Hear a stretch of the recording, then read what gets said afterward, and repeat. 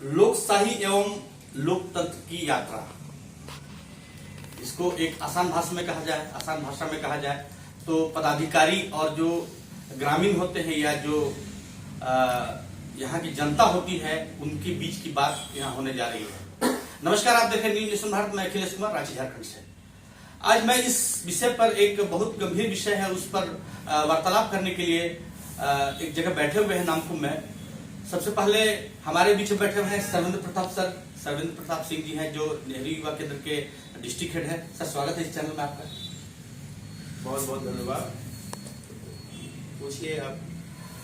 तो अभी सर, जैसा कि एक टॉपिक हम लोग डिसाइड किए हैं मिलकर के कि कुछ एक कहा जाए कि democratic system and bureaucratic practice जिसको कहते हैं, या हिंदी में इसको कहें लोकशाही एवं लोकतंत्र की यात्रा। तो सबसे पहले मैं आपके विचार जानना चाहता हूं कि क्या इस बारे में आप विचार रखते हैं। लोकतंत्र एक बहुत पुनीत संस्थागत स्वरूप लिया है देश के अंदर 1947 के बाद। लेकिन लोकतंत्र 1947 से ही नहीं शुरू हुआ है। मगध का लोकतंत्र और बहुत सनातन से जो है हमारी लोकतांत्रिक प्रक्रियाएं कबीलों के रूप में इस समाज के अंदर थी। उसी का परिमार्जित स्वरूप लोकतंत्र के माध्यम से 1947 में इंडियन यूनियन के तहत हमने स्वीकार किया है और हमारा संवैधानिक ढांचे के तहत लोकतंत्र इतना सशक्त और इतना पारदर्शी और सब मुखिया मुख्य चाहिए, खान पान हुए सारे कोसे सकल अंग तुलसी सहित विवेक, इस भावना को समाहित रखते हुए हमारे देश का लोकतंत्र है। जो आपने कहा ब्यूरोक्रेटिक प्रैक्टिसेस, तो जो लोकतंत्र है जन आकांक्षाओं और जन भावनाओं और जन सरोकारों की अपेक्षाओं को प्रति पूर्ति के लिए, उसके फल को पोषित करने के लिए, उनका लाभ पहुंचाने के लिए एक सिस्टम है। ब्यूरोक्रेसी के माध्यम से, लोकशाही के माध्यम से वो पूरे सिस्टम में लोकतंत्र की सारा जो है जिम्मेदारी डिलीवरी सिस्टम जो है उनके माध्यम से पहुंचती है। तो इस यात्रा में जो कालांतर पर जो वर्तमान 1947 के बाद का लोकतंत्र है और आज के तारीख में यहाँ पर संवेदनशीलता की हम एक युवा कार्यक्रम खेल मंत्रालय भारत सरकार के नेहरू युवा केंद्र संगठन के उपनिदेशक पद पर है। तो हमें सरकार के गाइडलाइन मैनुअल के तहत ही अपने काम कर्तव्यों का निर्वहन करें, ये हमें आवश्यक नहीं है। साथ वो तो हमारी प्राथमिक जिम्मेदारी है। सर, ये जो तीनों के बीच गैप है, मैं ये नहीं कह रहा हूँ कि कौन दोषी है, लेकिन ये जो कम्युनिकेशन गैप तीनों के बीच हो रहा है, पॉलिटिशियंस, ब्यूरोक्रेट्स और जो आम जनता है, इन लोगों के तीनों गैप जो हो रहा है, इसका कैसे भरा जा सकता है आपके अनुसार से? ये बहुत पेचीदा विषय है। ये त्रिस्तरीय पंचायती राज व्यवस्था 73 अमेंडमेंट एक्ट जो हुआ उसके बाद से, और जो है हमारी विधायिका और कार्यपालिका के बीच में जो मिसमैचिंग की बात हमारे पूर्व वक्ताओं ने रखा है अपने अपने समझ से, उस बात पर मैं कुछ नहीं कहना चाहूँगा। मैं अपनी समझ से जो बात कर रहा हूँ, एक्चुअली यदि त्रिस्तरीय पंचायती राज व्यवस्था पे जो लाभार्थी को लाभ पहुँचाने की जो जिम्मेदारी है पंचायतों को दिया गया है, वीडियोज़ को जनपद में दिया गया है और जिला पंचायतों के माध्यम से दिया गया है, उसको प्रशासन अपनी तरीके से उन कार्यक्रमों को मॉनिटरिंग और एग्जीक्यूट करती है। जो मिसमैचिंग की बात है, जो ग्रामीण विकास और पंचायती राज का विकास की प्रक्रिया के तहत जो है हमारी गवर्नेंस चलती है कि हमें पंचायत को जिम्मेदारी सौंप दी, पंचायत के माध्यम से लाभुकों का पहचान होना है, उनको लाभ पहुंचाना है रसद। लेकिन पंचायत के जनप्रतिनिधि भी चुने जाते हैं तो वो डेमोक्रेटिक सिस्टम से जीत के आते हैं, तो वो भी अपना लाभान देते हैं कि हमारे लिए कौन सा लाभुक हमारे लिए उपयोगी है, कौन सा लाभुक हमारे लिए उपयोगी नहीं है। जब तक हमारे समाज के अंदर कम्युनिटी डेवलपमेंट प्रोग्राम नहीं शुरू होगा, जो पंचायत डेवलपमेंट प्रोग्राम से हट के है, समाज के अंदर जितने जो कम्युनिटी है, जो नागरिक है, वो देश का कम्युनिटी है, वही नेशन को बनाता है। गांव का नागरिक ही राष्ट्र की इकाई है। तो नागरिक ही जब राष्ट्र की इकाई है, जो कम्युनिटी के रूप में इन्वॉल्व, मतलब गांव में रेजिडेंस उनका रेजिडाइज है, रह रहे हैं, तो हमें देखना पड़ेगा कि समाज विशेष की कौन सी ज़रूरत की चीज़ें हैं कि उसको आयरन फोलिक एसिड की गोली उसको चाहिए था, उस तक नहीं पहुंचा है। इसका मैकेनिज़्म नहीं है।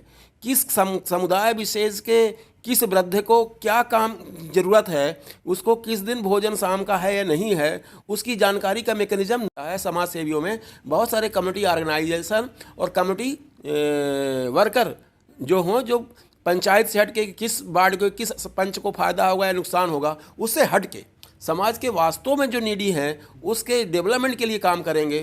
कि समाज में बहुत सारे समुदाय हैं, उसके परिवार में किसी व्यक्ति को कभी मनरेगा के तहत 100 दिन की मजदूरी नहीं मिली है और वो वास्तव में कहीं अपने आजीविका के लिए भटक रहा है, तो हमें कम्युनिटी के अंदर उस व्यक्ति को चिन्हित करके, भले किसी वार्ड मेंबर्स का, पंच सरपंच का उससे लाभ हो या ना हो, हमें कम्युनिटी उसको मोटिवेट करना है कि राष्ट्र के विकास में आप अपने श्रमदान से जो है, और 237 रुपया की मजदूरी नाम मात्र की है, लेकिन आप राष्ट्र के विकास में भागीदार बनिए, ताकि आपका भी राष्ट्र के विकास में आपका योगदान हो, भले आप मनरेगा के कार्यकर्ता हों। इस तरह से छोटे छोटे प्रयासों से इस गैप को पूरा किया जा सकता है। जैसा कि टॉपिक से ही पता चला है कि बात हो रही है पदाधिकारियों के बीच में और आम जनता हो रही है, उसके बात में हो रही है, तो हम लोग देख सकते हैं कि ताली दोनों हाथ से बजती है।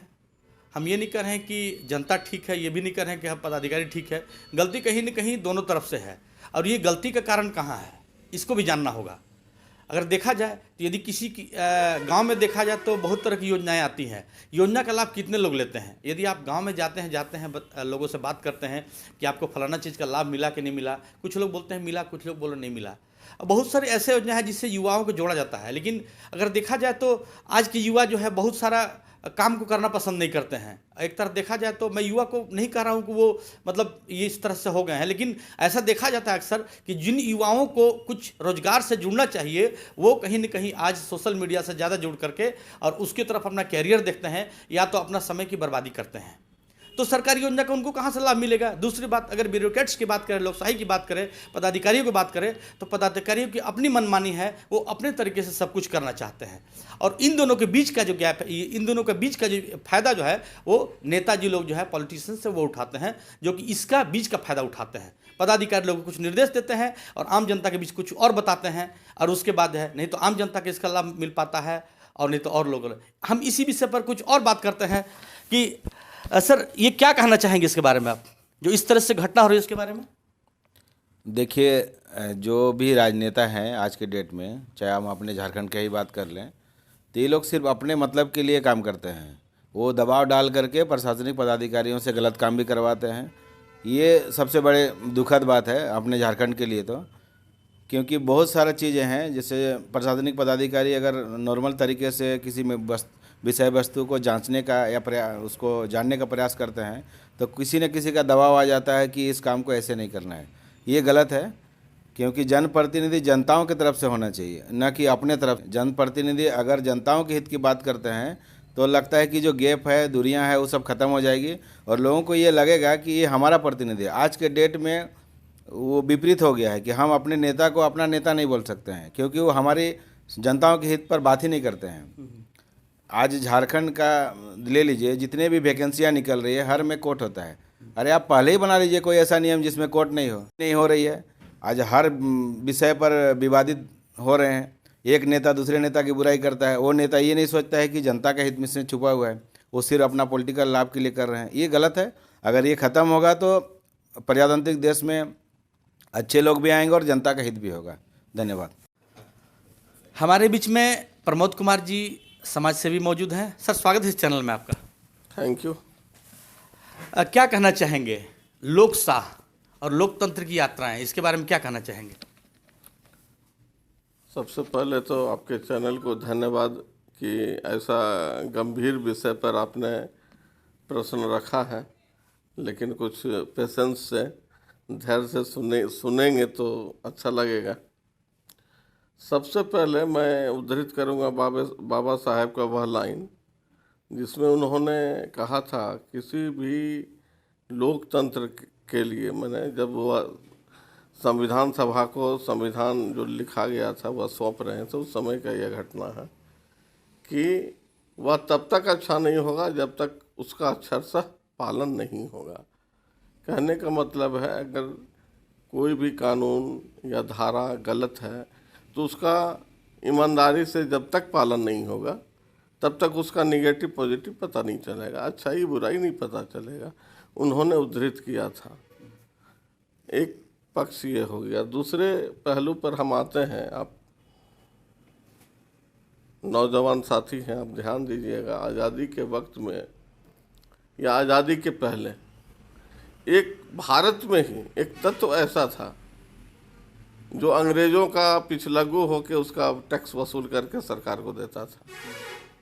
ठीक है, मैं इसलिए इस बात को कहना चाह रहा हूँ, यह समझने की चीज़ है।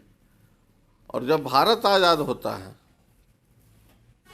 मैं चूँकि समाजवादी आंदोलन से जुड़ा रहा, सोशल जस्टिस वाला मैं व्यक्ति हूँ, इसलिए मैं इस पर प्रकाश डालना चाहता हूँ कि जो व्यक्ति कुछ समय पहले अंग्रेजों के साथ थे, उसका टैक्स वसूल के अंग्रेज को देते थे, मैंने उसके वफादार थे, हिंदुस्तान के नहीं।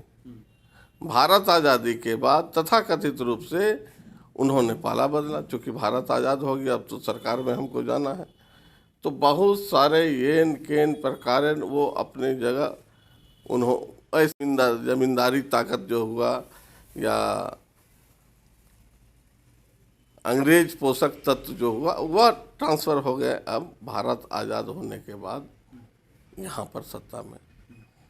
अब देखिए, बाबा साहेब ने कहा था कि लोकतंत्र जब तक सफल नहीं होगा जब तक कि उसका अक्षरशः पालन न हो। अब देखिए, यह तत्व जब आ गए मुख्य किरदार में, बाबा साहब ने व्याख्या किया कुछ और इसका व्याख्या कुछ और रूप में किया जाता है, और जो एक परिपाटी के रूप में, परंपरा के रूप में भारत में आज तक विद्यमान में है। कहते हैं कुछ, मान लिया कि एक दरोगा है, छोटा सा उदाहरण दे रहा हूँ, उनका काम है, जो उनकी जिम्मेवारी है, चोर पकड़ना और एन के अपराध को रोक लगाना। और वर्तमान में देखिएगा कि पुलिस अपराधी से मिलके बहुत सारी कार्रवाई या किसी को पक्ष लेके उसको फ़ायदा पहुंचाना, तब कानून तो काम नहीं कर रहा ना, या नौकरशाह काम कर रहा, लाल फीताशाही माने। और इस ढंग से भ्रष्टाचार पूरे देश में फैला हुआ है। जनता का काम है, वो जाता है ऑफिस में और धुतकार कर बाहर कर दिया जाता है। तो यह फ़र्क है लोकशाही और ब्यूरोक्रेसी में। जैसा कि हम बात किए सर से, सर्वेंद्र सर से, मदन सर से और ये प्रमोद सर से बातचीत करके हमने बहुत सारे विचार अपने सुनाया आपको। और एक दो चीज़ हम लोग को भी ध्यान देना चाहिए। हम लोग सब जानते हैं कि सही क्या है, गलत क्या है। अभी अगर देखा जाए तो पंचायत चुनाव झारखंड जो है वर्तमान में ही त्रिस्तरीय पंचायत चुनाव से गुजरा है। और पंचायत चुनाव में क्या हुआ है, नहीं हुआ है, आपको ही पता है, मुझे ही पता है। कौन सही है, कौन गलत है, ये हमको ही पता है, सब पता है, सबको सब कुछ पता है। उसके बावजूद भी गलत होता है। ये पता है कि फलाना काम फलाना आदमी गलत कर रहा है, फलाना आदमी पैसा दे के कर रहा है, फिर भी वो गलत होता है। आखिर ये होता कैसे, ये कौन करवाता है, कैसे होता है, इसका भी जवाब आप सोचिएगा। दूसरी बात, पंचायत की बात करें कि पंचायत प्रतिनिधियों की बात करें और आम जनताओं की बात करें, तो कुछ जो शहरी इलाके हैं जहाँ पर पंचायत प्रतिनिधि और जनता के बीच में कम्युनिकेशन थोड़ा दूसरे टाइप से हो जाता है। अब ग्रामीण क्षेत्र में जाइएगा तो वहाँ दूसरे टाइप का हो जाता है। तो कहने का मतलब है कुछ पैसा का भी खेल होता है, पैसा के खेल के आधार पर पंचायत चुनाव भी जीता जाता है, और कुछ लोग अपने काम के आधार पर भी जीतते हैं। तो कहने का मतलब है कि उसका जो गलत कर रहा है, जो पंचायत प्रतिनिधि जो भी गलत कदम उठा रहे हैं या उठा चुके हैं, जैसा कि मैंने एक सोशल मीडिया पर देखा था कि अगर इंदिरा आवास की बात की जाए, ये प्रधानमंत्री आवास योजना की बात की जाए, तो बहुत सारे जो पंचायत प्रतिनिधि वो दागी पाए जाएंगे, या उस तरह से लिखा गया था कि कुछ बहुत तरह के उन पर ये कार्रवाई किया जाए, मतलब बहुत दोषी पाए जाएंगे। तो कहने का मतलब सबको पता है कि इंदिरा आवास में होता है, वृद्धा पेंशन में होता है, राशन कार्ड में होता है, हर जगह पैसा लिया जाता है, हर जगह धांधली होता है, भ्रष्टाचार होता है। ये भ्रष्टाचार के दोषी कौन है, इसको भी हमें जानना होगा। भ्रष्टाचार के दोषी कहीं न कहीं हम भी हैं, आप भी हैं, जनता भी है, ब्यूरोक्रेट्स भी हैं, नेता भी हैं। क्योंकि यदि हम अगर घूस नहीं देंगे तो वो कैसे लेगा, इसका बढ़ावा हम देते हैं। सबसे पहले क्या होगा, जो जहाँ है, जैसे मैं एक पत्रकार हूँ तो हमें अच्छी तरह से पत्रकारिता करना होगा। यदि कोई ऑफिसर है तो उनको अपना काम से अच्छा करना होगा। यदि कोई मजदूर है तो उनको अपना काम अच्छा करना होगा। यदि जो जहाँ इस देश में जहाँ मौजूद है अपने काम को सही जगह पर सही ढंग से करे, तभी देश का विकास होता है। इसी तरह खबर को देखते रहिए, बने रहिए न्यूज़ नेशन भारत में। धन्यवाद।